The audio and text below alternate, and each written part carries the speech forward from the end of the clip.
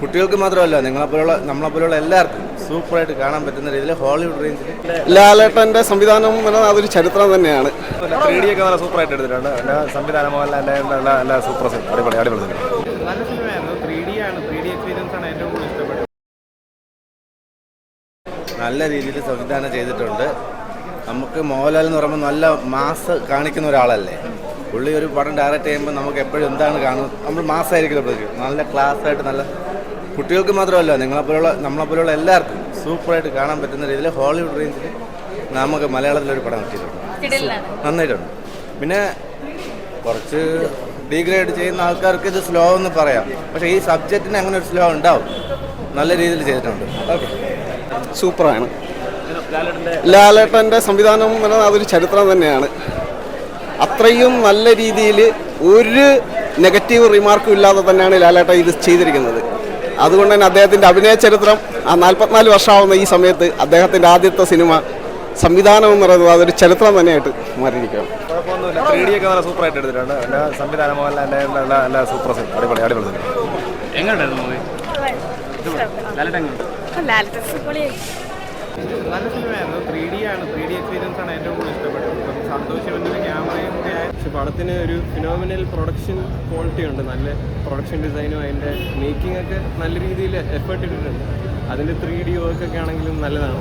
കുട്ടികൾക്കൊക്കെ നല്ല രീതിയിൽ ഇഷ്ടപ്പെടുന്ന ഒരു സിനിമയായിരിക്കും. ബട്ട് ദെൻ അതിൻ്റെ സ്ക്രീൻ പ്ലേ അത്ര ബുക്കിംഗ് ആയിരുന്നില്ല. അപ്പോൾ അവിടെ ഇവിടെയൊക്കെ കുറേ പ്രശ്നങ്ങളുണ്ട്. പക്ഷേ it was a very good attempt from Mohanlal as a director. ലാലേട്ടന് ആ ക്യാരക്ടർ ചേരുന്നുണ്ടോ?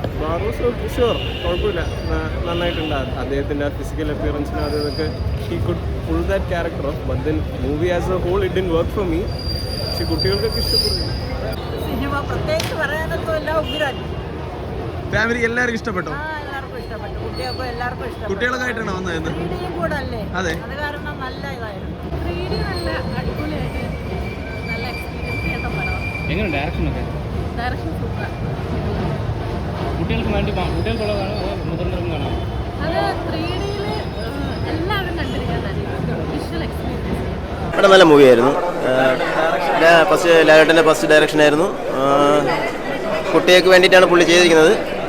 നല്ല രീതിയിൽ ചെയ്തിട്ടുണ്ട്. എന്താ മേക്കിംഗ് ഒക്കെ കൊള്ളാം, നല്ല രസമുണ്ട്. പടം നന്നായിട്ടുണ്ട് കേട്ടോ. 3D ഹൈ ക്വാളിറ്റിയാണ് കാണിക്കുന്നത്. ഭയങ്കര രസമാണ്. പടം നന്നായിട്ടുണ്ട്. ഫാമിലി എല്ലാവരും ഈ പടം ഏറ്റെടുക്കുന്ന ഫുൾ ഗ്യാരണ്ടിയാണ്. അത്ര നന്നായിട്ട് ഞാൻ സാർ ആദ്യമായിട്ട് സംവിധാനമാണെങ്കിലും ഇത് ഒരു എന്താ പറയുക, ഒരു ഇംഗ്ലീഷ് മൂവി കണ്ട ഒരു സെറ്റപ്പാണ്. അത്ര രസമാണ്. അടിപൊളി പടം. സിനിമ കുഴപ്പമില്ല. നമ്മൾ ട്രെയിലറിലും ടീസറിലും ഒക്കെ കണ്ടതിൻ്റെ ഒരു നല്ലൊരു എക്സ്പാൻഡഡ് വെർഷൻ. നമുക്കറിയാം ഇതൊരു നാടോടി കഥ ആണ്. അതിൻ്റെ ഒരു പോളിഷ്ഡ് വെർഷൻ എന്ന് വേണമെങ്കിൽ പറയാം. പോളിഷ്ഡ് എന്ന് പറഞ്ഞു കഴിഞ്ഞാൽ ഒരു ഇന്ത്യയിലേക്ക് ഗോവയിലേക്ക് വന്ന പോർച്ചുഗീസ് അധിനിവേശം. അതിന് നെഗറ്റീവ് സൈഡ് ഈ സിനിമയ്ക്കകത്ത് പറയുന്നില്ല. അവരുടെ ഒരു വേറൊരു തലത്തിൽ നിന്നുകൊണ്ടാണെന്ന് പറയുന്നത്. 1633 വന്നത്. പിന്നെ അതിനുശേഷം കുറച്ച് കാര്യങ്ങളിലൂടെ മറന്നു പോകുന്നു. പിന്നെ അതിനുശേഷം 359 വർഷത്തിന് ശേഷം നടക്കുന്ന കാര്യങ്ങളാണ് ഈ സിനിമയിൽ. 2 കാലഘട്ടത്തിലെ കാര്യങ്ങളിങ്ങനെ ബന്ധിപ്പിച്ച് പോകുന്നതാണ്. നമ്മൾ സാധാരണ ഒരു നാടോടി കഥയിൽ കാണുന്ന പോലത്തെ ഒരു വിച്ച് ഹണ്ടർ അല്ലെങ്കിൽ അങ്ങനത്തെ രീതിയിലൊക്കെ പറയുന്ന കുറേ കാര്യങ്ങളൊക്കെ പറഞ്ഞു പോകുന്ന ഒരു സിനിമയാണ്. അപ്പം ഇതിൻ്റെ ടെക്നിക്കൽ സൈഡാണ് എനിക്ക് ഏറ്റവും കൂടുതൽ നല്ല രീതിയിൽ വന്നിട്ടുണ്ട്. കാരണം നമുക്ക് അങ്ങനെ ഒരു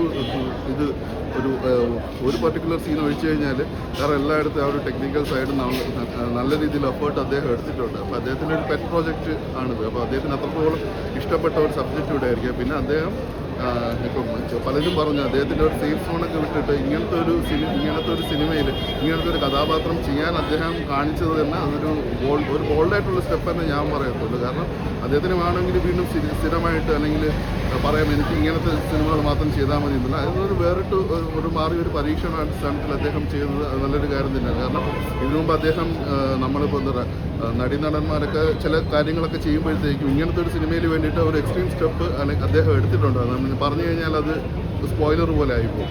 അങ്ങനത്തെ രീതിയിൽ ഇത് വന്നിട്ടുണ്ട്. ഒരു നിധി കാക്കുന്ന ഒരു ഭൂതം എന്ന് പറയുമ്പോഴത്തേക്ക് അതിൻ്റേതായൊരു അതിൻ്റെ ഒരു പോർച്ചുഗീസ് വെർഷനാണെന്ന് വേണമെങ്കിൽ പറയാം. പക്ഷേ ഇന്ത്യയിൽ നടക്കുന്ന ഒരു കഥ ആയിട്ടാണ് ഇത് പറയുന്നത്. പിന്നെ കഥയിൽ ഒരു അൺപ്രഡിക്റ്റബിൾ ആയിട്ടുള്ള അങ്ങനെയോ അല്ലെങ്കിൽ ട്വിസ്റ്റ് അല്ലെങ്കിൽ അങ്ങനെയൊക്കെ വരുന്ന ഭയങ്കരമായിട്ടുള്ള കാര്യങ്ങളൊന്നുമില്ല. സിമ്പിളായിട്ട് പറഞ്ഞു വന്നൊരു ഇതാണ്. പിന്നെ എനിക്ക് ചിലയിടത്തൊക്കെ ഒരു മൈ ഡിയർ കുട്ടിച്ചാത്തൻ്റെ ഒരു വൈബ് എനിക്ക് കിട്ടിയായിരുന്നു. കാരണം നമുക്ക് മൈഡിയർ കുറ്റാർത്ത് എന്ന് പറയുമ്പോഴത്തേക്ക് അത് അങ്ങനെ ആ സിനിമയ്ക്ക് ഇഷ്ടമില്ലാത്ത ആരെങ്കിലും ഉണ്ടെന്ന് എനിക്ക് തോന്നുന്നില്ല മലയാളികൾ ഏതെങ്കിലും. കാരണം നമ്മൾ അത്രത്തോളം നമ്മുടെ ഇമോഷണലി കണക്ട് ചെയ്ത് ഞാൻ ജനിക്കുന്നതിന് മുമ്പ് ഇറങ്ങിയ സിനിമയാണ്. അതിനുശേഷം പിന്നീട് അത് വീണ്ടും റിലീസ് ചെയ്തപ്പോഴാണ് ഞാൻ സ്കൂൾ കാലഘട്ടത്തിലാണ് ആ സിനിമ കാണുന്നത്. അതിനുശേഷം വീണ്ടും അപ്ഡേറ്റഡ് ആയിട്ട് 2009 കണ്ടിറങ്ങിയപ്പോൾ വീണ്ടും ഞാൻ കണ്ടിട്ടുണ്ട്. സിനിമയിൽ TV യിൽ കണ്ടു കഴിഞ്ഞാൽ നമ്മളത് കണ്ടിരുന്നു പോകും. അപ്പം അങ്ങനത്തെ ഒരു ചിലയിടത്തൊക്കെ എനിക്കാണെങ്കിൽ പെട്ടെന്ന് ആ ഒരു ഇമോഷണൽ ഫീൽ എനിക്ക് ഈ സിനിമയുടെ ഒരു ഇത് കിട്ടി. പിന്നെ ഒരു അൺഎക്സ്പെക്റ്റഡ് ആയിട്ടുള്ള ഒരു ക്യാമിയോ ഉണ്ട് ഒരു സിനിമയ്ക്ക്. അത് കാരണം നമ്മൾ ഈ ഒരു അത് ശരിക്കും നല്ല രീതിയിൽ അത് വർക്കൗട്ട് ആയിട്ടുണ്ട്. കാരണം നമ്മുടെ ഒരു സിനിമയിൽ ഒരു നമ്മൾ വെച്ചാൽ ഒരു ഭാഗത്ത് നിൽക്കുമ്പോഴത്തേക്കും അയ്യോ ഇങ്ങനത്തെ ഒരു രീതിയിൽ നിൽക്കുമ്പോഴത്തേക്കും ഒരു അൺഎക്സ്പെക്റ്റഡ് ക്യാമിയോയും പിന്നെ ഒരു പ്രസൻസ് വന്നിട്ട് ആ ഒരു മൂഡ് ഇങ്ങനെ ഒന്ന് അപ്ലിഫ്റ്റ് ചെയ്ത് കൊണ്ടുപോകുന്നുണ്ട്. പിന്നെ കഥയിലുള്ള ആ ഒരു പതിഞ്ഞ താളത്തിലാണ് ഈ ഒരു സിനിമയുടെ കഥ പറഞ്ഞു പോകുന്നത്.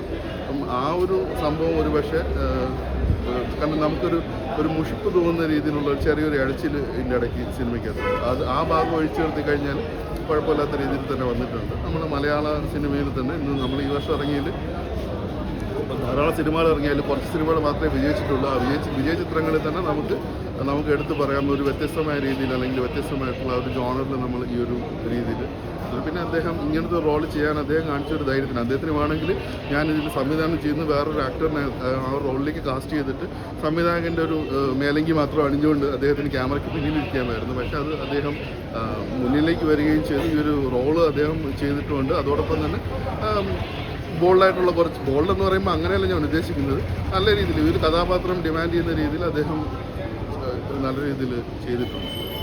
അപ്പോൾ ഇതൊരു കുട്ടികൾക്കും ഇഷ്ടപ്പെടും, മുതിർന്നവർക്കും ഇഷ്ടപ്പെടാനാണ്. കാരണം നമുക്ക് അറിയാമല്ലോ ഇങ്ങനത്തെ നമ്മളിപ്പം മുതിർന്നവരാണെന്ന് പറഞ്ഞുകൊണ്ട് ആനിമേഷൻ സീരീസ് കാണാത്തവരോ അല്ലെങ്കിൽ ഒരു കാർട്ടൂൺ കാണാത്തവരോ ഇന്ന് നമ്മൾ കണ്ടു കഴിഞ്ഞാൽ നമ്മൾ കണ്ടിരുന്ന പോലെ നമ്മൾ അതിൻ്റെ രീതിയിൽ എടുക്കുന്നുണ്ട്. അല്ലെങ്കിൽ ഒരു ബാലമംഗളം കിട്ടിക്കഴിഞ്ഞാൽ നമ്മൾ ഇന്ന് വരുന്ന വായിക്കത്തില്ല.